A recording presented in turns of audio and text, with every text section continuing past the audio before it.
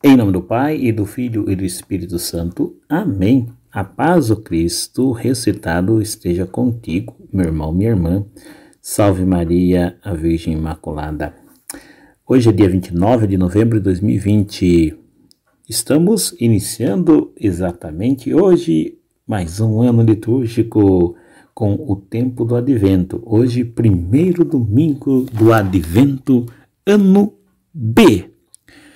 Primeira leitura, Isaías, capítulo 63, versos 16b ao 17 até o verso 19b. E também o capítulo 64, versos 2b ao 7.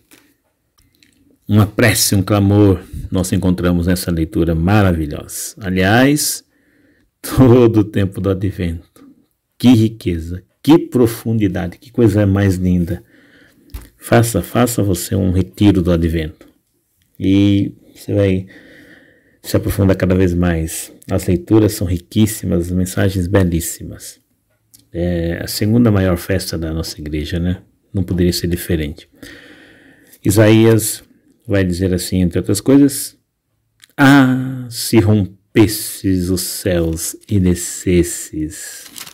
Com o salmista, vamos rezar o Salmo 79, o clássico salmo para esse tempo do Advento tão bonito. Iluminai a vossa face sobre nós, convertei-nos para que sejamos salvos. Iluminai a vossa face sobre nós, convertei-nos para que sejamos salvos. Segunda leitura, primeira carta de São Paulo aos Coríntios, capítulo 1, versos 3 ao 9. Diz São Paulo: esperamos a revelação de nosso Senhor Jesus Cristo. Com atenção, vamos escutar o Santo Evangelho, Marcos, capítulo 13, versos 33 ao 37. Naquele tempo disse Jesus aos seus discípulos: cuidado, ficai atentos, porque não sabeis quando chegará o momento. É como um homem que, ao partir para o estrangeiro, deixou sua casa sob a responsabilidade de seus empregados, distribuindo a cada um sua tarefa. E mandou o porteiro ficar vigiando. Vigiai, portanto, porque não sabeis quando o dono da casa vem. À tarde, à meia-noite, de madrugada ou ao amanhecer, para que não suceda que, vindo de repente, ele vos encontre dormindo. O que vos digo, digo a todos: vigiai. Palavra da salvação. Glória a vós, Senhor. Que as palavras do Santo Evangelho perdoem os nossos pecados. Assim seja. Peçamos ao Espírito Santo, doador de sete dons, que ilumine nossa mente e nosso coração para bem compreendermos a palavra que nos foi anunciada. Um dia Jesus falou: observai, tomai cuidado, preparai-vos, pois não sabeis em que dia o Senhor virá.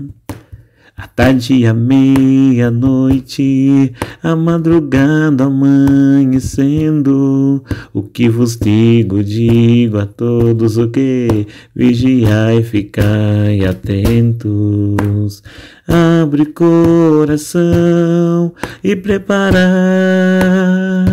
vosso caminho com alegria, porque Jesus que vai chegar é o Messias.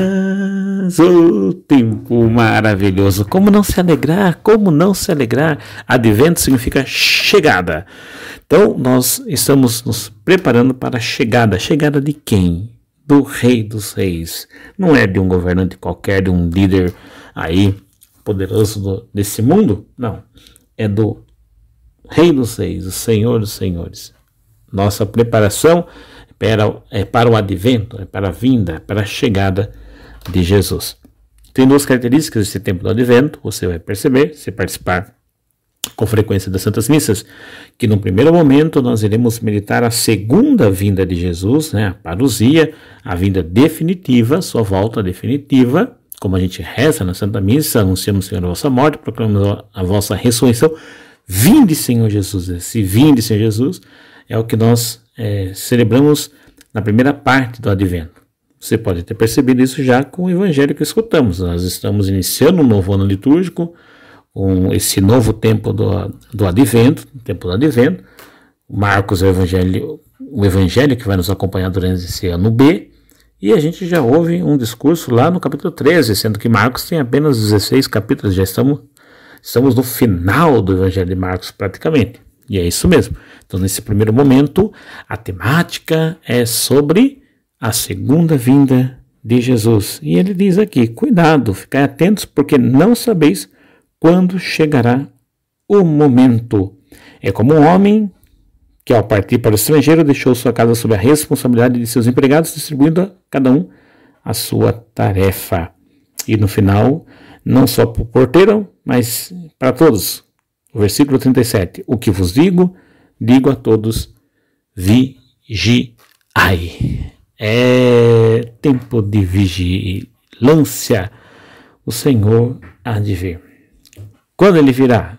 Não sabemos. E isso que Jesus conta aqui nesse evangelho foi por causa de uma pergunta que lhe foi feita por 4 discípulos lá no início desse capítulo 13. Lembrando você, se você ficar mais atento à citação do evangelho, nós estamos no versículo 33 em diante. Mas lá no começo desse capítulo 13, versículo 3, versículo 4...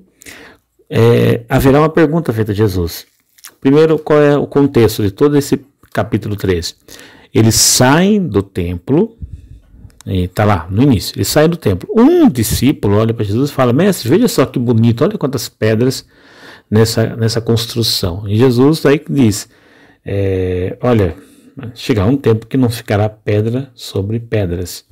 E aí, lá no Monte das Oliveiras, de frente para o templo, 4 discípulos perguntam para Jesus, mas quando que será? Quando vai acontecer? Quais são os sinais que a gente vai ter para saber que os sinais e quando vai acontecer isso, né? Quando Jesus está profetizando ali a queda do templo e tal. Lembrando que o templo é o lugar do culto, o lugar da presença de Deus. Não é apenas a queda de um edifício qualquer.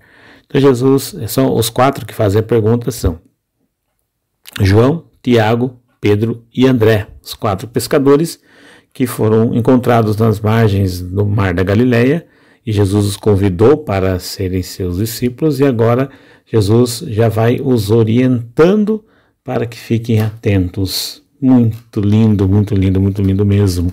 E aqui, daí, diante dessa pergunta dele, Jesus vai fazer todo um relatório, um discurso, né? Talvez, provavelmente o maior discurso de Jesus no Evangelho de São Marcos. Então ele começa a falar de todos os sinais que vão acontecer, de guerras, rumores de guerras, perseguições, serem levados ao tribunal, enfim, vai dando aqueles apontamentos dos sinais que vão acontecer. Aí, para chegar no versículo de hoje, que é o texto que nós ouvimos, Jesus vai falar quando, e o quando? Não tem uma data agendada, marcada. O que ele pede é que nós vigiemos. A prece que é feita na primeira leitura por do profeta Isaías, ali no capítulo 63, 64, estupenda, porque num primeiro momento o profeta reconhece, né, falando assim, poxa, mas por que deixasse, Senhor, a gente fazer o que a gente fez? Por que deixasse que a gente abandonasse a vossa lei e ficasse assim, agisse mal, com rebeldia e fôssemos desobedientes? É como se estivesse lamentando e, de certa forma, quase que responsabilizando Deus pela má conduta deles, né? Porque a gente não é fiel. E por que o Senhor permitiu que a gente fosse assim, né? A liberdade que Deus nos dá para nós vivermos vivemos em Deus, mas esse viver em Deus é uma resposta livre nossa também. Então, a gente sofre as consequências das nossas más escolhas, mas diante de tudo isso que aconteceu, o profeta está aqui e ele fala, né, em nome do povo, para que Deus volte atrás,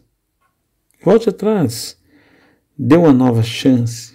E olha que prece maravilhosa. Ah, se rompesses os céus e descesses. Se o Senhor fizesse isso, tudo se renovaria. Ele termina o texto dizendo assim, ó, assim mesmo, Senhor, Tu és nosso Pai, nós somos barro, Tu nosso oleiro e nós todos obra de Tuas mãos. Bom, se abrisse os céus e rompesses, sim, Ele abriu o céu, rompeu, rasgou o céu e veio uma primeira vez, que vai ser a segunda parte do advento que nós iremos celebrar com o passar dos dias. No segundo momento, né, do advento, na segunda parte, nós iremos refletir sobre essa primeira vinda do Senhor que vem até nós por meio da Virgem Maria, sua primeira vinda. Mas ele virá uma segunda vez em definitivo. Essa é a nossa prece, Senhor, também nesse domingo, nesse dia que iniciamos um novo ano litúrgico. Senhor, rasga o céu. Rasga o céu, Senhor, e vem de novo nos renovar. Nos alcance tua graça, Senhor. Nos liberte das nossas amarras. Volta, Senhor, teu olhar para nós, como disse o salmista no Salmo 79. Iluminai, Senhor, a vossa face sobre nós. Convertei-nos para que sejamos salvos. Queremos ser teus, Senhor, salvos por tuas mãos. Nós somos, Senhor, somos barro e tu nosso oleiro, e nós somos obras de tuas mãos. Isso significa o que, meu irmão, minha irmã? Que nós estamos dizendo junto com o profeta Isaías e com o povo lá do Antigo Testamento, prestes a ir para o exílio. Olha, Senhor, nós sabemos, Senhor, sabemos que a obra foi feita por ti. E só o Senhor pode refazer aquilo que o Senhor fez. Só existe um Criador, então ninguém poderá nos consertar, ninguém poderá nos refazer, porque não existe outro Criador. O único Criador és tu, Senhor. Então só tu pode devolver para nós a alegria de viver. Só tu pode devolver para nós, Senhor, a pertença ao teu reino. Só tu pode fazer com que em nossos olhos brilhe a tua luz, nas nossas palavras, nos nossos lábios, Senhor, na nossa boca as canções sejam do teu louvor. Só tu pode restaurar o canto, só tu pode restaurar a beleza que foi perdida, que foi perdido por causa da nossa prisão ao pecado. Voltai-vos, Senhor, para nós. Convertei-nos para que sejamos salvos. Um dia o Senhor virá, e quando o Senhor voltar, nós queremos estar contigo em definitivo. Senhor, dai-nos a tua graça para vivermos esse tempo que se inicia do advento da melhor forma possível, celebrando, Senhor, as tuas duas vindas. Aliás, celebrando a tua primeira vinda de maneira solene, no momento em que chegar os dias próximos ao Natal. E celebrar, Senhor, na expectativa, na esperança, vigilantes de que o Senhor um dia irá voltar. Na segunda e definitiva vinda, para, enfim, levar à plenitude o reino que o Senhor iniciou. O Senhor nos abençoe, nos livre de todo mal, nos conduz à vida eterna. Amém. Louvado seja no Senhor Jesus Cristo, para sempre seja louvado. Amém. Em nome do Pai, e do Filho e do Espírito Santo. Amém. Maranatá.